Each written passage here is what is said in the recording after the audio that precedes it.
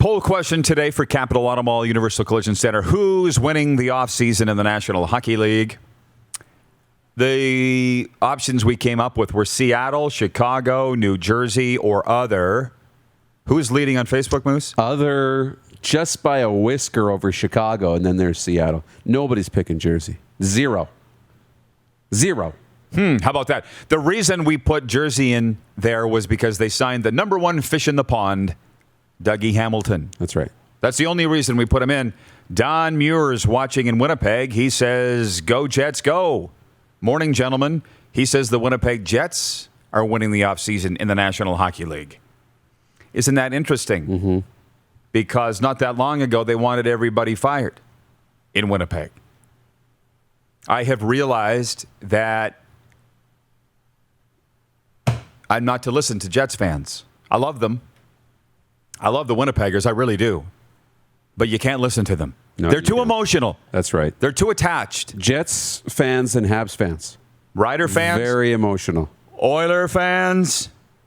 Very emotional. Just can't listen to. Let them vent. Yeah. Let them be wrong sometimes.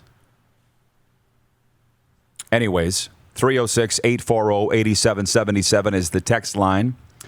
You can reach us here. Coming up in hour 2, we got Robin Brownlee and Bryn Griffiths from the Outsiders podcast in Edmonton. We'll go over this Oilers stuff. We'll go over this Elks stuff. Jeff, the Stamps fan, says fans are a fickle bunch everywhere.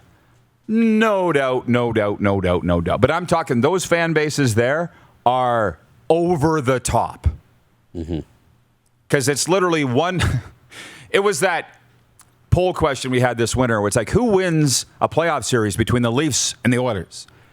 And all our Winnipeg viewers are chiming in. What about the Jets? Week later, they want Paul Maurice fired. That's all. But the Bergevin stuff. They thought he should win GM of the year. But 2 weeks before that, they thought he should have been fired. And this team has no chance. And then they win a game, and they think they're going to win the series. Then they lose a game, and they think everybody should be fired, and Deschamps shouldn't be hired. And oh, yeah. It's up and down and up and down. But that's the roller coaster that you're on if you're a fan of those teams. You're riding a wave. Oh, yeah. You just got to ride it. Jex in Edmonton. I agree, boys. Canadian NHL team fans just need to vent. Looking forward to the CFL season. Is it a Canadian thing? Can we hear from the American viewers?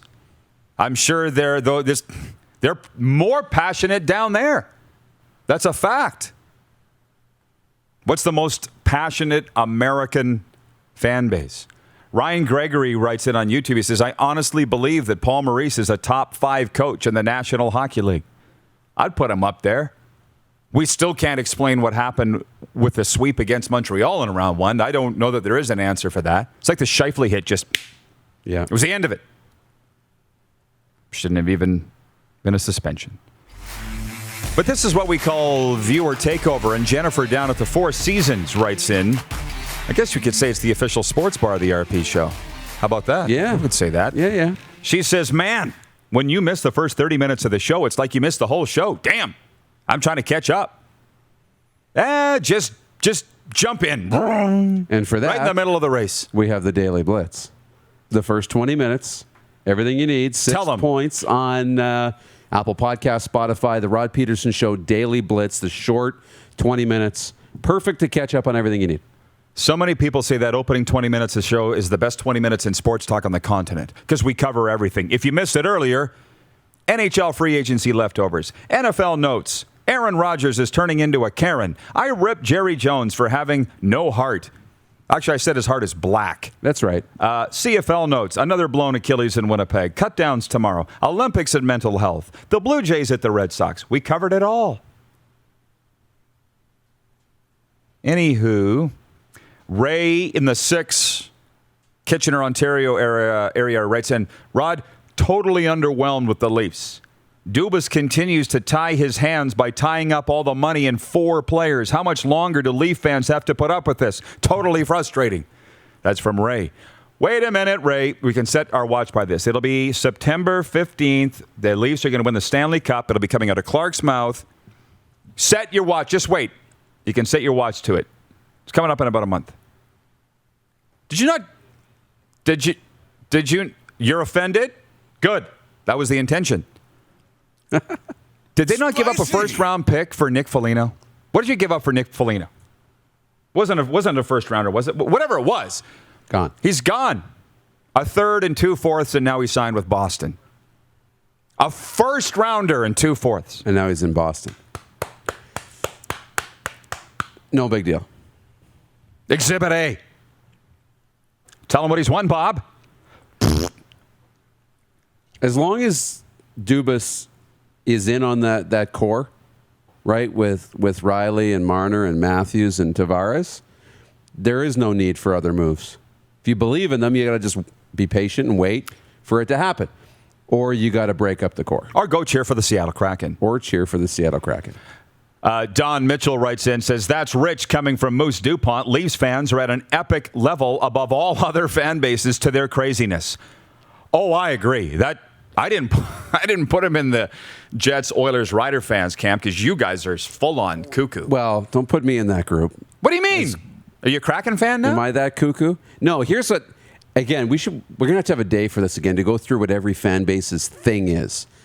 I look at Leaf fans, which I am one, but we all like to not consider ourselves in the crazy pool, and I'm probably in the crazy pool, right? But I'm not. Anyways, I think Leaf fans are among the most annoying in sports. Agreed. Absolutely. But I just don't think, and maybe I'm just not listening to the right people, but they're not on the wagon, off the wagon. They always think they're going to win. Okay. And that's annoying. That's true. By the way, why I'm ringing the bell, I don't know, but Tim Capper in Montreal says, with the Alouettes allowed up to 15,000 in-stadium season ticket members, social distancing has been put in place for the home opener on August 27th. Because we were talking, like I was saying, what's not the most annoying fan base? I said, what's the most rabid fan base in America? We said the Leafs are at another level for expectations that are ridiculous. But Jets, Oilers, Rider fans here in Canada, just completely irrational. You said it really well. Like, Leafs fans are never off the bandwagon. No. Right? They're never off. They're always on. Whereas those other fan bases are just irrationally up and down, up and down. It's too much, just like a toilet seat, Too much to live with. That's right. And I just said, what fan base is like that? Because I don't live there. And Jeff in Winnipeg says, U.S. college football fans. Right? And somehow this morphed into who are the most arrogant fans. Now that's finger licking good right there. Oh, yeah. Because somebody brought up the Calgary Stampeder fans, and the Jeff, the Stamps fan, completely got defensive. And I'll be honest, I don't mind saying it, and we got a lot of viewers in Calgary. We got sick of the Stampeders being in the Grey Cup every year, but I was the first to say that's not the Stampeders' fault. It's not the Stamps' fault that they've had this excellence, but I'm just tired of seeing them. It's like the New England Patriots in the Super Bowl. We all got tired of seeing the Patriots in the Super Bowl. Can you not agree with that? I agree. Yet it wasn't the Patriots' fault. The Stamps fans have been spoiled, and with that comes a little bit of arrogance, and that's fine. I was going to say that I know one Patriots fan, and he's like a goof, but I actually know two, and one's a really good guy. But I only know two. Yeah. Are Patriots fans arrogant? I don't know enough of them. I know, right? I think there's a chance that they might be very arrogant. I think they were arrogant. I think they've Not been anymore. They've been humbled, and the arrogance is gone instantly. Yeah. Yeah. Monty in Saskatoon says New York Yankee fans. That's, yes. Ooh. Yes. You're on to something, Monty. But how many World Series do they have? Like 27? Oh, yeah. Let's go to the big board. Can somebody tell? Well, in a minute. Wait a minute. Jennifer down to the Four Seasons says, how about just seeing Tom Brady? Ugh. Yeah, just seeing Tom Brady makes my heart flutter. Patriots or not. Bucks, whatever. Wolverines. Don't hang this on Tom. He doesn't even like the Patriots. That's right. Like, whoa. Didn't take an off-ramp to crazy town here. And they're saying Flames fans. I don't feel like I should say what jumps into my mind with Flames fans. I think they're more negative than they are positive. I think they're more off the bandwagon than they're on. And I think they have good reason to be. Yeah. I think they're 60% negative, 40% positive in Calgary. What do I win? Alan the intern, 27 World Series. And you guys thought I was just a hockey and football guy. Dun, dun, dun. Just once, though, in the last 20 years. Coming from the Leaf fan. 09. But then it was 2000, 99, 98, 96. Like, dominance. The Yankees. And that's what we grew up with. Or I grew up in the 90s as a kid. That's when I really got into baseball, right? Watching the Jays. And how frustrating being a Jays fan in the 90s when the Yankees win every single year. Yeah. So. Breaking news today. Bo Halverson writes that and he says, just saw Corey Perry going to Tampa Bay. Really? What was he driving? Jeff Kabilis. Rod? Jeff Kabilis last hour said, you know, Corey Perry just pulled the biggest heel turn going from Montreal to Tampa. Kind of reminds you a little bit of Marian Hossa, right? Marian Hossa. Lost the Stanley Cup with Pittsburgh. With everybody. Then goes to Chicago. Lost. And loses it to Pittsburgh. So, in that theory, Montreal's going to beat Tampa in the Stanley Cup this year. Did he end up winning with Detroit? He did end up winning one, yeah. Yeah. Yeah. So good for him. But. Regarding annoying fans, I guess. I don't know. Darren Workman's watching in Salt Lake City, Utah. And he says, University of Texas football fans. All hat, no cattle.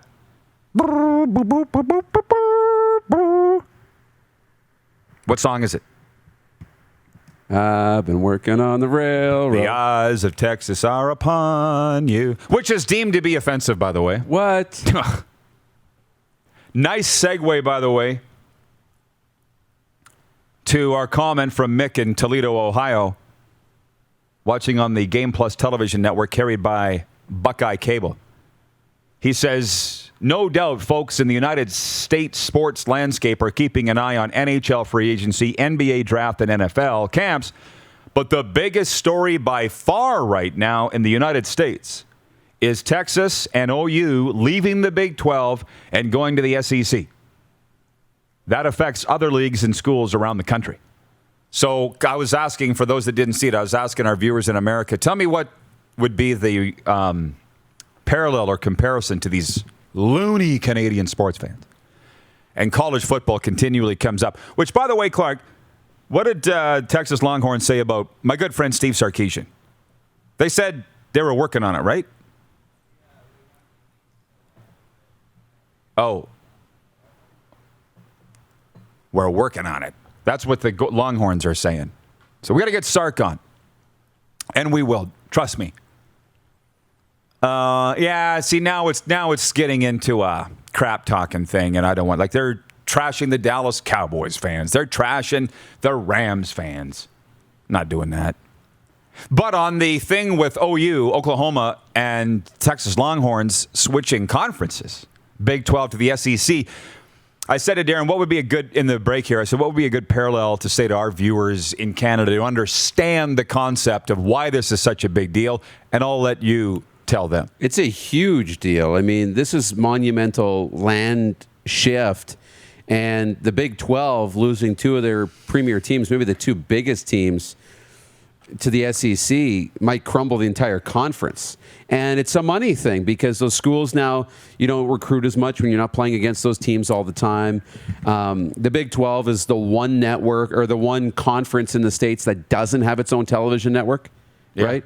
There's an ACC network. There's an SEC network. There's no Big 12 network, although the Longhorns have their own network. I think it's part of the ESPN family of channels. But them moving conferences is such a land shift in the United States. And the only thing I can compare that to is we started by saying if Toronto, the Argonauts, moved to the XFL or signed with a spring league in the States. And I'm like, well, the Argos... You amended that. Yes, because the Argos aren't the Longhorns of Canadian football. It would be like the Riders or the Winnipeg Blue Bombers moving to the XFL or moving to the Alliance League or some spring league in the States. That's how big this is in the U.S. football landscape. Can you imagine Saskatchewan or Winnipeg saying, we're going to move and go join this other league. That would be big news every single day of that process all across this country. And that's what's happening in the U.S. Jenna Reagan writes in, she's in Southern California, says XFL with a blue heart and a pink heart. That XFL just keeps coming up, hey? Mm-hmm. William May, watching in Canada's only border city, says, are they starting to pay college players down in the States? Sort of. They've allowed players to make money from their images and likenesses, correct? And names. That's right. So that's millions and millions and millions of dollars.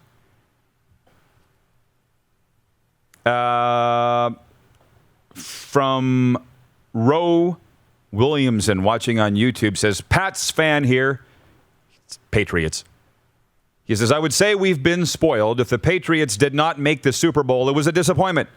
I think all the other team fans were jealous. That's probably what it is more than anything. Oh, yeah. You win, and what have we long said about Robert Kraft? These fans were defending Robert Kraft.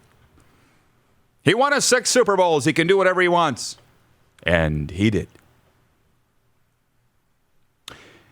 Jennifer down at the Four Seasons says, loved the interview with Aaron Rodgers yesterday. Hey, it's 11:11, by the way.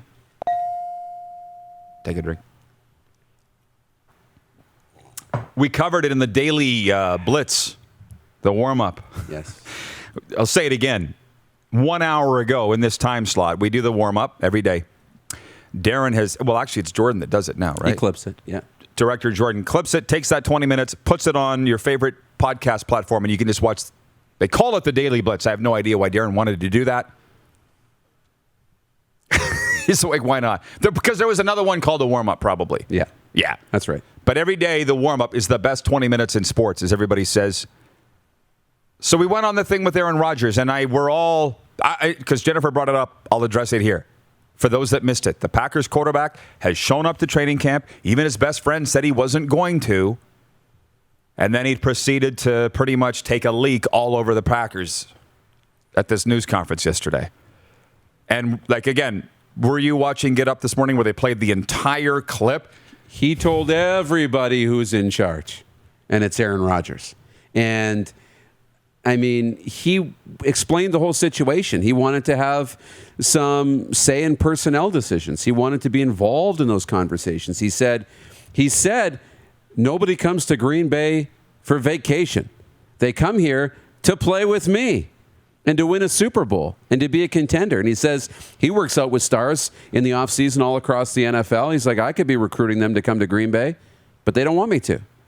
And he absolutely, I'm with Aaron Rodgers on this. I think he should be involved in these conversations, but he's a generational talent. I don't think every player or even every star should be involved. It's a tight thing. It's a very slippery thing. But when you're special, and Aaron Rodgers I would put as a special player, you should have that treatment. And he basically went out and said, I want what Tom has. That's what I heard. Tom Brady has all these things. They brought in the players he wanted to Tampa. They put in the game plan he wanted. They worked 9 weeks of the season to get that all sorted out before they started winning games. Aaron wants a little bit of that, and he sees somebody else getting it. And he went further to say, and I don't know if it was yesterday or over the weekend, Aaron Rodgers said Green Bay is not a vacation destination. And what I read that to be is people go to Florida on vacation. People don't go to Green Bay when they got a week off. Bingo. Right? He's like, I'm suffering living in Wisconsin. Look at Tom. He goes to work on a boat every day. You can justify a free agent signing. Right. They want to go to Florida or to Vegas or to California. They're not exactly clamoring to go spend time in Wisconsin.